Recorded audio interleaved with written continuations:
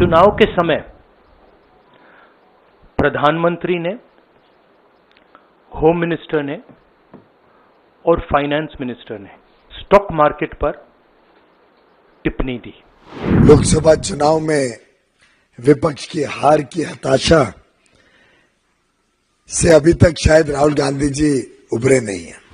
Home minister ने सीधा कहा कि 4 जून को स्टॉक मार्केट आसमान में जाएगी, लोगों को खरीदना चाहिए। अब वो मार्केट के इन्वेस्टर्स को भी गुमराह करने की साजिश रच रहे हैं। 1 जून मीडिया झूठे एग्जिट पोल रिलीज करती है। फिर एक बार मोदी सरकार आना निश्चित है। 3 जून को स्टॉक मार्केट सारे रिकॉर्ड तोड़ देता है और 4 जून को खटाक से स्टॉक मार्केट अंडरग्राउंड चला जाता है। विदेश और देश के निवेशकों को एक भय के वातावरण में निवेश ना करें, इसके लिए उत्साहित करने की कोशिश कर रहे हैं। हिंदुस्तान की स्टॉक मार्केट की हिस्ट्री का सबसे बड़ा स्कैम है। चुनाव के समय प्रधानमंत्री ने, होम मिनिस्टर ने और फाइनेंस मिनिस्टर ने स्टॉक मार्केट पर टिप्पणी दी। प्रधानमंत्री ने 2-3 बार, 4 बार देश को कहा कि स्टॉक मार्केट तेजी से आगे बढ़ने जा रही है। होम मिनिस्टर ने सीधा कहा कि 4 जून को स्टॉक मार्केट आसमान में जाएगी, लोगों को खरीदना चाहिए। और यही मैसेज फाइनेंस मिनिस्टर ने दिया। फर्स्ट, ये आज थोड़ा हम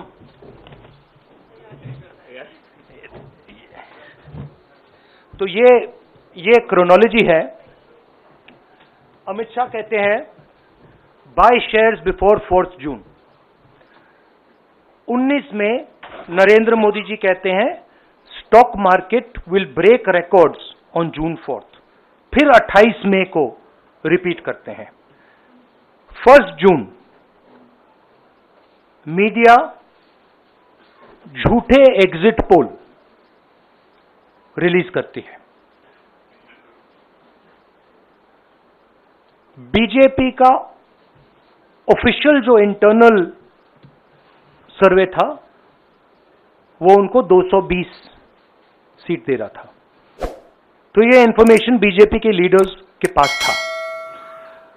इंटेलिजेंस एजेंसीज ने 200 और 220 के बीच में सरकार को बताया था कि उनकी सीट्स आ रही हैं।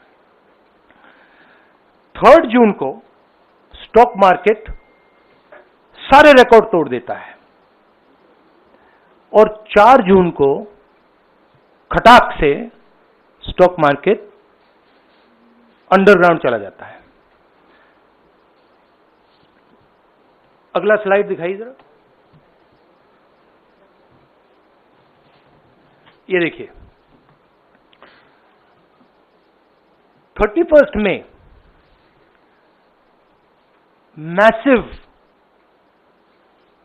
Stock activity, more than double what was there on 30th, more than double what was there on 29, 28। ये अनोमली देखिए।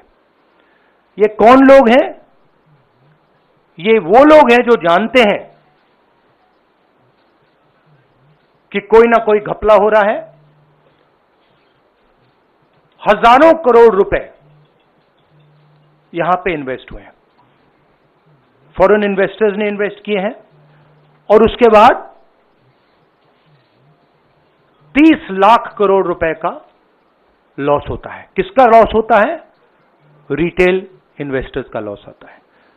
तो ये जो आप देख रहे हैं हिंदुस्तान की स्टॉक मार्केट की हिस्ट्री का सबसे बड़ा स्कैम है और इसके बारे में हम कुछ सवाल पूछना चाहते हैं।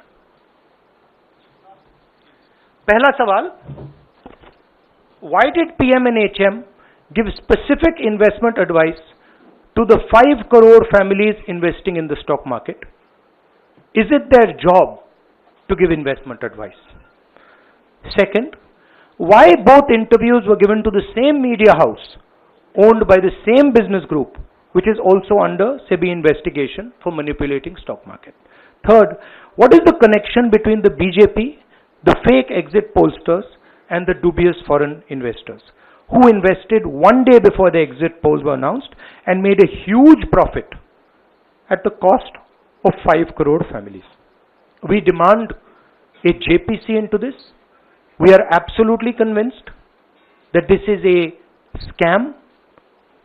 Somebody has made thousands of crores of rupees at the cost of Indian retail investors, and the Prime Minister and the Home Minister have given an indication to buy. And this is a criminal act. So we demand today a joint parliamentary committee to investigate this. Rahul Gandhi ji ने एक press वार्ता कर Bharatiya Janata party और हमारे नेताओं पर अनाप शनाप आरोप लगाए। लोकसभा चुनाव में विपक्ष की हार की हताशा से अभी तक शायद राहुल गांधी जी उभरे नहीं हैं।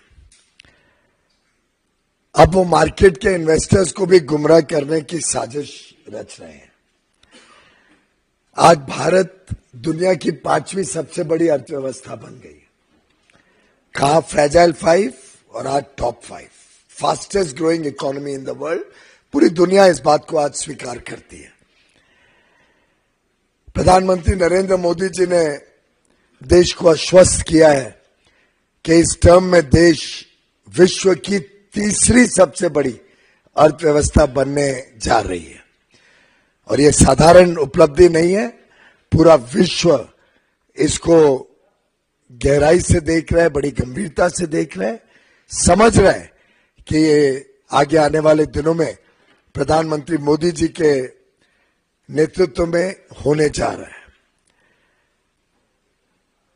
फिर एक बार मोदी सरकार आना निश्चित है और शायद इस बात से राहुल गांधी जी बड़े परेशान नजर आते हैं और अपने बयानों के साथ विदेश और देश के निवेशकों को एक भय के वातावरण में निवेश ना करें, इसके लिए उत्साहित करने की कोशिश कर रहे हैं। Subscribe to Midday India. Get direct notifications on all our videos by clicking on the bell icon.